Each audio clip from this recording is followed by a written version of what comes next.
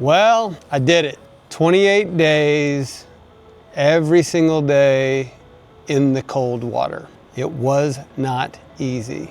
And to tell you the truth, before I started this adventure, I was terrified. And honestly, that's why I did it, is because I was so frightened to do this challenge. I had friends that did it last year. They did it for 28 days in a row. I did it 4 days last year. I did it 1 day a week for the weeks of February. My friends did it 28 days in a row and they nailed it, and I was so impressed. And so this year, because I was so frightened by it, I made the commitment, cold plunge every day in February.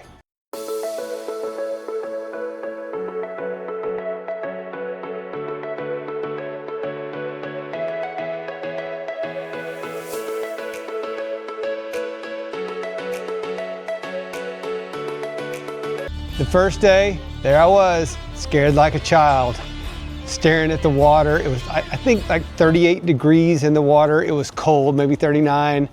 It was super. We had just come off the really cold end of January. The pool was freezing, and I had to get in the water. And my commitment was the first week, I was going to do 2 minutes a day.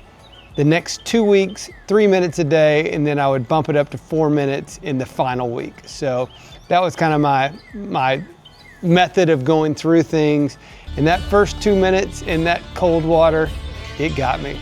I tell you what, the next day, it was better. The next day I had to be in San Angelo, 3.5 hours away, early in the morning. So I was doing my cold plunge at 4:30 in the morning in the cold, and still super cold outside. But it was better than the first day because I kind of knew what to expect a little bit. So at least it was a little bit better. I was doing this challenge with a group of guys, and each day we committed to video evidence so that it was proof that we had done our activity for the day. And on the third day, I forgot to hit start on my record button. So I get out, 2 minutes in the cold, no evidence. So I literally had to go back and do another 2 minutes in the freezing cold on that third day. So yikes, what a way to get started. Then the following day, I'm literally talking myself out in the morning. I'm debating with myself. It's like, no, why don't you just wait until it's warmer in the afternoon and then do it in the afternoon, and making excuses. And I'm thinking through, this is what we do. We do it ourselves every day. Like, we push off doing the hard thing until it's later. That is probably one of my biggest learnings from this. As day and day would go on, I got better and better at just doing the hard thing. And once I did the hard thing, everything else got easier.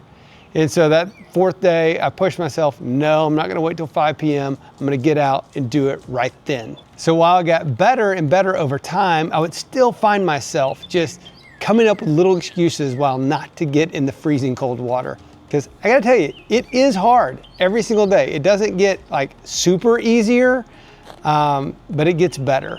And as time went on, it did get a little bit easier, a little bit better, but mostly it was me getting better and more willing to step into the hard thing.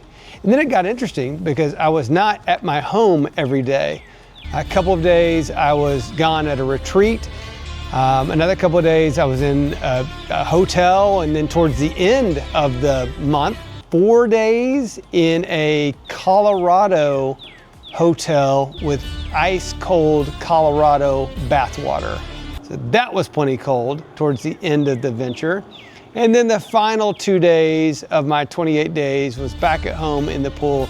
And I will be honest, it was getting a little bit warmer by then. So the pool was in the upper 50s, even hitting 60 degrees, lower 60s. So it was a lot better than it was towards the beginning of the month.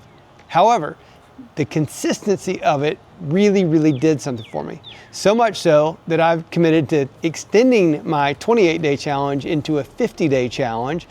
So I will continue this on for another 22 days until I finally wrap up a total of 50 days. The biggest lesson for me is just like life.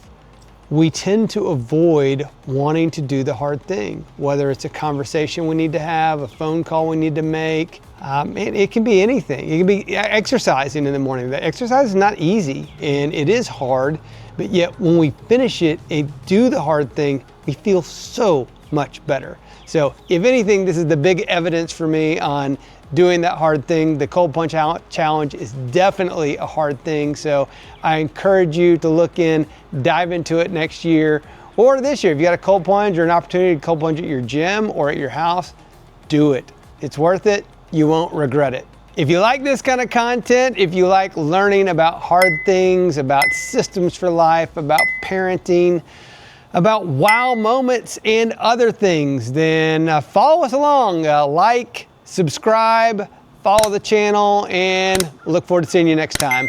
Thanks so much. Bye-bye.